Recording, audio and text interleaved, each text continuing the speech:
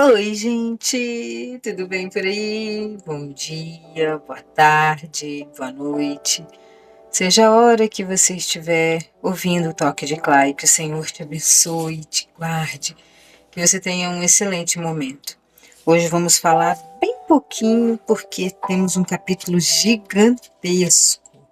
Capítulo 6 do livro de Marcos, ele tem 50 56 versículos, ele é muito grande. Então vamos dar pouquíssimos toques de Clay.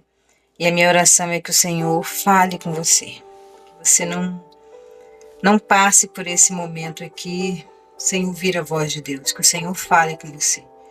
Como essa música que nós estamos ouvindo, o Senhor é Deus de obras completas. Ele não deixa pela metade a obra dele. Que ele fale com você.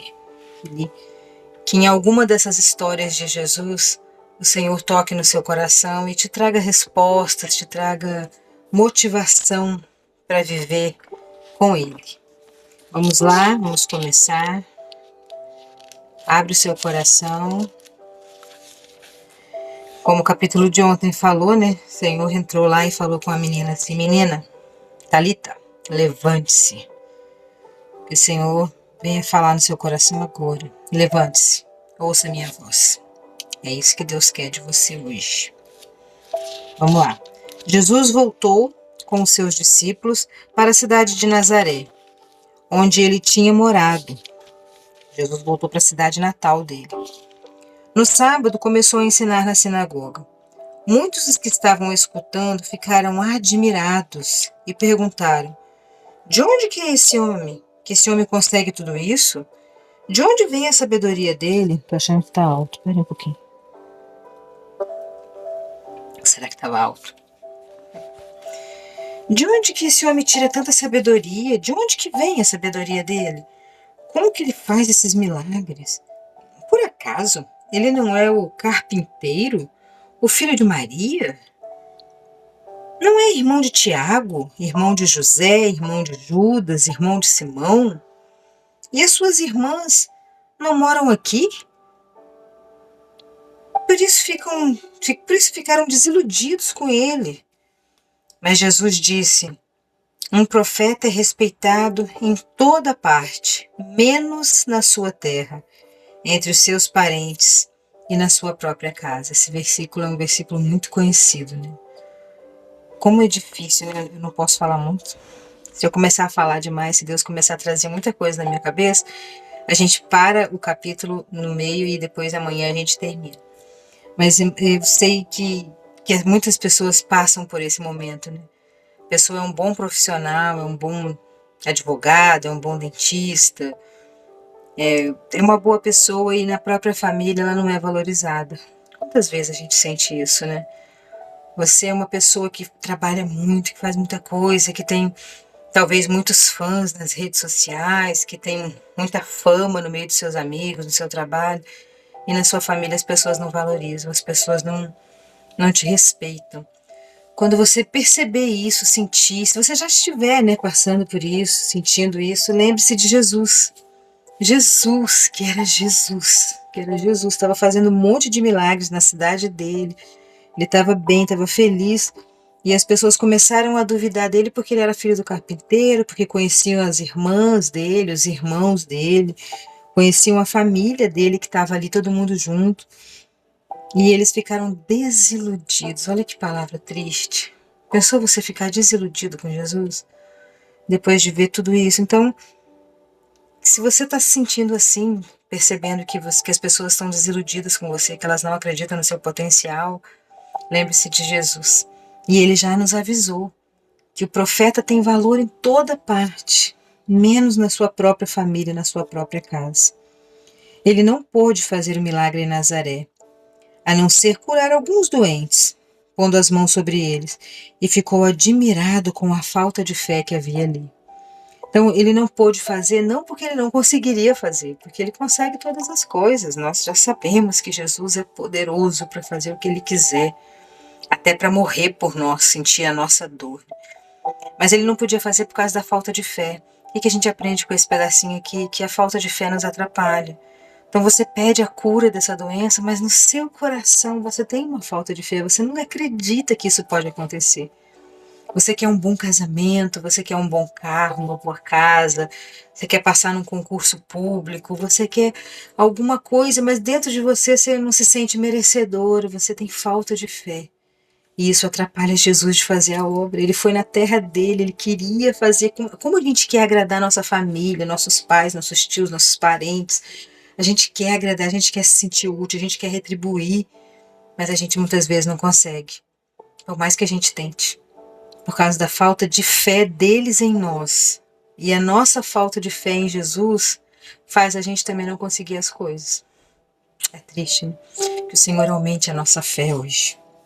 Vamos pular para outra história. Jesus ensinava nos povoados. Então Jesus foi embora dali. Ele fez pouquinha coisa ali, né? Porque as pessoas tinham falta de fé e sem fé é impossível agradar a Deus. Sem fé, Jesus não consegue agir porque a falta de fé bloqueia o poder dele, né? Humano, né? Aqui na Terra. Claro que se ele quiser, ele arrebenta tudo e faz, mas ele respeita, né? A nosso livre-arbítrio. A gente não ter fé, eu não quero esse livre-arbítrio, eu quero ter muito fé, quero ter muito mais fé. Jesus ensinava nos povoados que havia ali perto. Ele saiu da cidade e foi para a redondeza. Ele chamou os 12 discípulos e os enviou de 2 em 2, dando-lhes autoridade para expulsar os espíritos maus. Quando eu leio isso, eu fico lembrando que Jesus conhecia cada discípulo, né? Ele escolheu e ele chamou Judas. E aqui não está falando exceto Judas, não. Ele enviou Judas e deu poder para Judas expulsar os espíritos maus. Jesus é tão gostoso, é tão lindo. Jesus nos ensina tanto sobre o amor. Jesus nos ensina tanto sobre amar o inimigo que chega, nos constrange esse amor. Ele sabia que Judas ia matar ele, entregar ele. E mesmo assim ele enviou e deu poder. Às vezes a gente não quer dar nem perdão de boca, nem de falar, te perdoo. Nem que seja mentira, a gente não quer. Para que a gente aprenda com esse amor de Jesus de amar o inimigo. Amar mesmo, a ponto de dar poder para ele. Deu ordem para não levarem nada na viagem, somente uma bengala para se apoiar. Não deviam levar comida, nem sacola, nem dinheiro. Deviam calçar sandálias e não levar nenhuma túnica a mais. Por que isso? Para você confiar que era Jesus que ia te alimentar, te guardar, te guiar, te fazer o que tinha que ser feito. Confiar na hospitalidade das pessoas que ele ia tocar para te acolher nesses lugares ali. Nós temos que confiar, como eu, que tenho o testemunho mais lindo do mundo. Meu MacBook deu defeito, eu não tinha condição de mandar consertar e o Senhor Jesus fez a Apple trabalhar de graça. Para a obra dele, né? Porque 99% daquilo ali é para a obra dele. E o Senhor fez trabalhar de graça. Então o Senhor está falando aqui, entrega na minha mão, vai sem nada, porque eu vou cuidar, eu vou fazer. Isso é fé de confiar que Deus vai fazer. Você não tem coragem de sair só com a roupa que você está no corpo e acreditar, se Deus te enviar, lógico, que as pessoas vão te ajudar, vão te dar roupa, vão te dar comida, vão te dar dormida. Nossa, é muito difícil a gente crer nisso. Mas é uma fé desse tamanho que Jesus está te chamando para ter. É a fé no impossível, é a fé assim, de confiar no ovo dentro da galinha. É essa fé que a gente tem que ter. Essa fé que Jesus fez. Quando vocês entrarem numa cidade, fiquem hospedados na casa em que forem recebidos, até saírem daquela cidade. Mas se em algum lugar as pessoas não quiserem recebê-los e nem ouvi-los, vão embora. Sai do lugar. Você está num lugar que as pessoas não gostam de você. Você está num lugar que as pessoas não te querem, que você não é bem-vindo. Por quê? Por que ficar sofrendo nesse lugar? Se Jesus está falando com você, vai embora. Sai. Jesus está te orientando. Essa é a resposta que você está querendo se você não é amado. Eles não te dão acolhida, eles não te recebem bem. Se eles te odeiam, sai daí. E Jesus fala, vão embora, não fiquem nesse lugar. E na saída, Sacudam o pó das suas sandálias como um sinal de protesto contra aquela gente. Sai desse lugar que você está sendo maltratado, odiado, pisoteado. Em outra Bíblia fala que ele bateu o pó do ombro. Aqui, em outra tradução, né? Aqui está falando da sandália do pé. Bate o pé, tira até a poeira. Não quero nem a poeira desse lugar. E some. É isso que Jesus está falando com você. Você precisava de uma resposta? Está sendo maltratado nesse emprego, nessa casa, nessa família, nesse casamento? Sai, vai embora. Então os discípulos foram e anunciaram para que todos deviam se arrepender de seus pecados. Eles expulsaram muitos demônios e curaram muitos doentes, pondo azeite na cabeça deles, inclusive Judas. Não se esqueça disso. Muitas vezes a gente passa batido. O inimigo mortal de Jesus. E aí? Vamos para outra história. O rei Herodes ouviu falar de tudo isso e da fama de Jesus.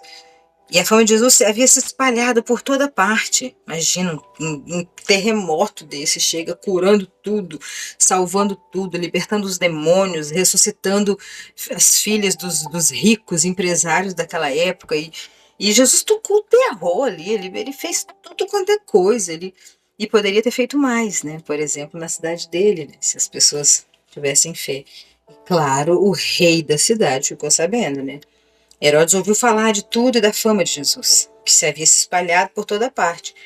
Alguns diziam: esse homem é João Batista, que foi ressuscitado. Por isso esse homem tem o poder de fazer milagres. Outros diziam que ele era Elias, mas alguns afirmavam: ele é profeta, como um daqueles profetas antigos. Quando Herodes ouviu isso, ele disse: ele é João Batista. Herodes com a consciência dele pesada. Eu mandei cortar a cabeça dele. E agora ele foi ressuscitado. Herodes tinha fé, né? Pois tinha sido Herodes mesmo quem havia mandado prender João, amarrar as suas mãos e jogá-lo na cadeia. Ele havia feito isso por causa de Herodias, com quem havia casado, embora ela fosse esposa do seu irmão Filipe. Por isso João tinha dito muitas vezes a Herodes: pela nossa lei, você é proibido de casar com a esposa do seu irmão. Herodias ficou furiosa com João e queria matá-lo, mas não podia, porque Herodes tinha medo dele, pois sabia que ele era um homem bom e dedicado a Deus. Por isso, Herodes protegia João. E quando o ouvia falar, ele ficava sem saber o que fazer, e mesmo assim ele gostava de escutá-lo. Porém, no dia do aniversário de Herodes, apareceu a ocasião que Herodias estava esperando. Nesse dia, Herodes deu um banquete para as pessoas importantes do seu governo, altos funcionários, chefes militares e autoridades da Galileia. Durante o banquete, a filha de Herodias entrou no salão e dançou. Herodes e os seus convidados gostaram muito, muito da dança dela. Então o rei disse à moça: peça o que quiser e eu lhe darei. Emoção, paixão, falar fora da hora, se iludir com a aparência, ver uma coisa e falar antes da hora, falar de boca para fora, abrir a boca na hora errada. Olha quanta coisa aconteceu nesses segundos aqui, nesses momentos. Peça o que quiser, provavelmente bêbado, no meio de um monte de gente bilionária, todo mundo muito rico, e eles bebiam dias a fio. E todo mundo ficou feliz porque ela era belíssima. E ele fala: peça o que quiser que eu lhe darei. Falou na hora errada, fala demais, ó, boquinha calada. Pense antes de falar.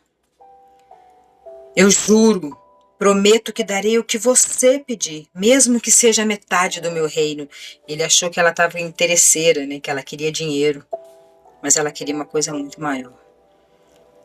Ela foi perguntar para sua mãe o que devia pedir. E a mãe respondeu: peça a cabeça de João Batista, porque dinheiro a gente já tem. Nós somos herdeiras disso aqui tudo, a gente não precisa de dinheiro. Tem dinheiro, tem empregado, tem família, tem comida, tem tudo.